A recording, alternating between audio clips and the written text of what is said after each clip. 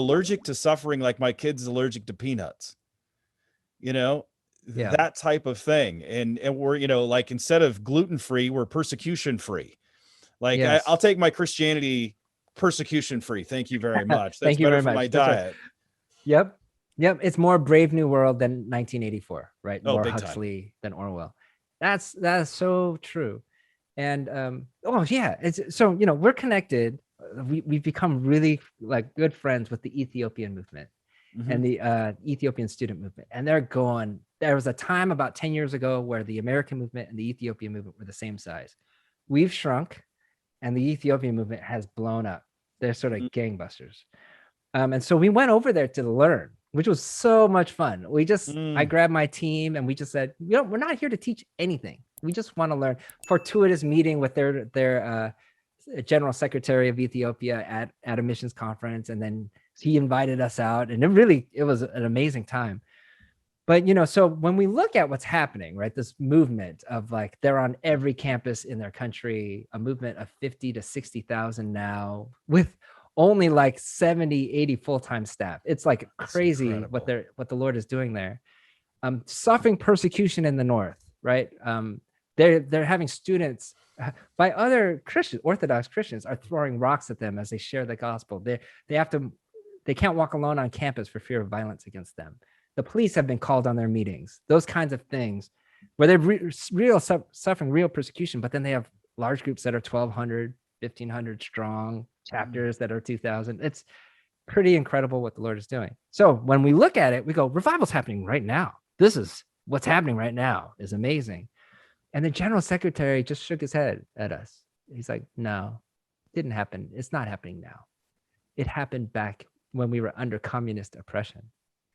And so he then locates revival in this place where the communists came in, right? This is I think the 80s, late 70s, early. They come in and basically Christian church has to go way underground, particularly like the non-state church. They're just underground. They're smaller than they've been. They take some hits. I got to meet the general secretary, who was a secretary during that persecution in Ethiopia.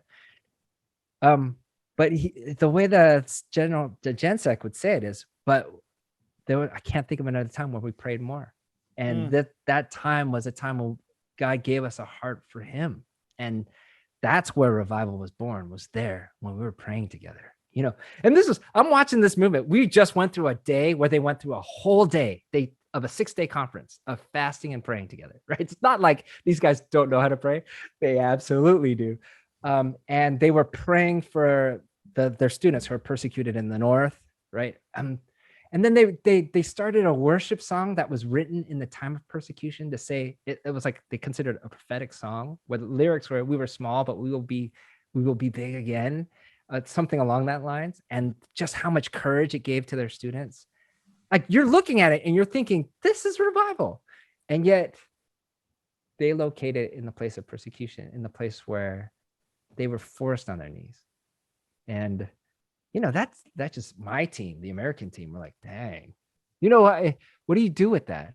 Right? It's not that you wish that, but there is something about that when you're just left to you no longer have any other cultural cachet or power to pull on. And it's just at that point, who else do you depend on? What else do you do? Seems to be the right place to set you up for the upper room or Antioch in Acts 13 to say, okay, God, what do you want to do? And I just wonder how much space we give God. We have faithful communities, but in the American church as a whole, do we let him just call it, or are we just protecting our stuff?